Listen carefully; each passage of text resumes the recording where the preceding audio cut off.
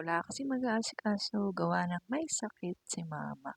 Kaya ito, dalawa kami, bantay kasi day off din ni mama ngayon.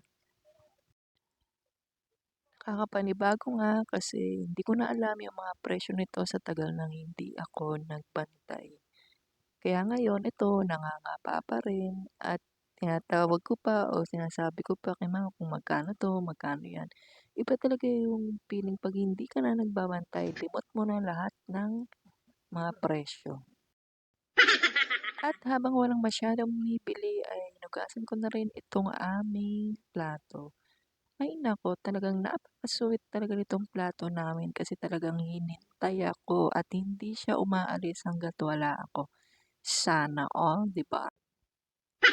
Pero sabi nga nila ay huwag magreklamo kasi mapalad tayo ay dahil mayroon tayong hinugasan at kinakain. Kaya araw-araw talagang ano nating maghugas ng plato. Kasi tayo naman din ang kumain yan, hindi naman ang ibang tao, gano'n.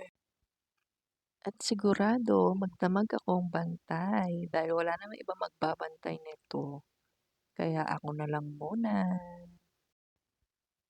Natatandaan ko pa nung mga bata pa kami, talagang wish ko talaga na magkatindahan kasi talagang gustong-gusto ko noon magbantay. Ewan ko ba kung bakit ngayon na tumanda na ako, parang ayoko nang magbantay. Charis. At lumabas nga ako saglit kasi may kukunin akong basahan.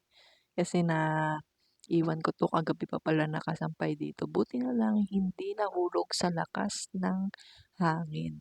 Sobra kasi ang lamig ngayon. Ewan ko ba mga mare, parang ngayon pa lang magpapasko, eh wala namang bagyo. Kung kailang malapit na yung summer, ganito naman kalamig. Kayo guys, talagang namnam nyo na ba? Parang Baguio dito, no? At ito, pagkakita ko dito, nakita ko na magkayakap tong mag-ina. Grabe, mahal na mahal talaga niya yung kanyang anak. O, di ba? Sweet nila. Nakaiga dito sa may makina namin. Pagdaan ko, pagkatapos kong kunin yung basahan. O, yan, yakap-yakap ng nanay. Love na love. At ang Sana sweet din all. ng anak ko, nakayakap. At pagkatapos ko nga doon, ito bumalik na ako sa tindahan.